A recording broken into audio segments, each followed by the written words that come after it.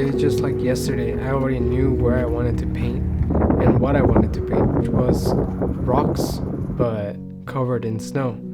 However, today was a little bit more windy than I expected, but that didn't stop me because I thought that because it was above 0 degrees Celsius, that it wasn't gonna be such a big problem. And I mean, I have been in -9 weather and like at least under -5 for the past few days, and it hasn't been this bad. It hasn't been this painful to paint outside. And today I did struggle. I did struggle to the point where I didn't really finish the painting. I'm sorry for the spoilers, but everything just kind of reflected in my painting. Maybe this is the lesson today. Like, you don't have to paint every day, or at least be smart about the battles that you want to win or go through, because I'm sure that that British painter who took a year to accomplish that painting didn't go in very, very cold weather where he couldn't really feel his hands, or that he couldn't really focus on the painting itself because it was that cold. And that was one of those days today. I was just trying to push past the pain and trying to paint the idea that I had today. I really wanted to paint negatively. I wanted to just paint the contour of the things rather than the thing themselves. And that you often get with when you paint snow. Snow is one of the most beautiful things to paint because you literally paint around it. You don't really paint the snow itself. And I thought that the rocks that I was showing here were the perfect subject for that. And I did start well. I did have a good gray and a bit of cool gray going, perfect for this snow. But the pain of the cold started setting in really quickly, and you might see it very soon when I start to like really to make bad decisions. For example, now I'm trying to add a little bit darker value of green, which I could have really just lived without because it didn't really add anything to the painting.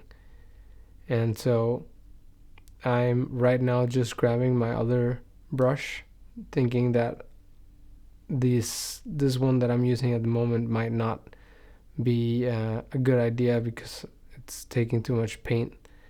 And I remember that right now my hands were really cold and my fingertips, and I was really frustrated that there was too much water in the palette and I couldn't really find a place to have just a dry surface, so I could layer on top much thicker paint to be able to control a bit better the fact that the paper is really wet and it's not gonna dry anytime soon.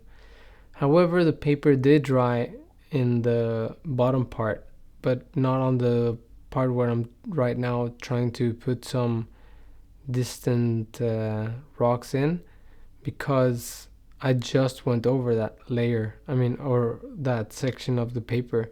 If I would have just left it alone, I could have just gone in and this part wouldn't have gone wrong, which was the first part where I started to be like, oh, this is not going well. And I was trying to turn it around, but it was just not going my way.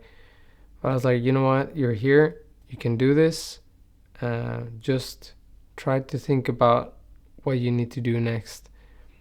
And I started going back to the old habits, to trying to paint from what I know and what I know in my head to be true, instead of watching what is exactly in front of me. So then you're gonna see that a lot of my color decisions are a bit off, None of the shapes are really descriptive of what I'm trying to paint. It's only really known to me what I did today because I knew the subject. But if you didn't know what I was painting and you just looked at what I was doing, you would be like, he's just kind of scribbling marks of paint in the paper, not really having any plan, which was quite true. I was not having a plan because I was trying to make things up as I was going instead of just looking and taking a little bit more time to really see what was in front of me, to try to recognize the patterns of the rocks in front of me rather than just quote unquote randomly placing them.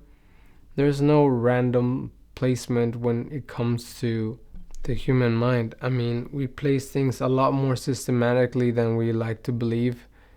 And this is exactly what was happening here. I was trying to arrange things in a way that they will look like rocks instead of just looking at the rocks and how they actually look in the scenario that I am in at this moment. And yeah, I mean, I think most of the thing was that it was really cold and I just defaulted onto what I needed to not think too much, and it was kind of like mostly a survival instinct kind of moment where I knew that if I finished this painting quickly, then I could just go back to the warmth of the indoors, But I was not happy that I just kind of ran away from this challenge. I mean, today's challenge. I mean, I don't like that the elements won today, but it is what it is. And I was very excited to talk about the negative painting technique, which I really enjoy, which is the one that I use mainly for when I paint and when I've painted snow, because as I said before, you don't really paint snow. Snow paints itself around the things that you're actually painting. For example, the rocks. I am just placing the dark side or the dark faces of the rocks, and therefore implying that the white around it is just snow.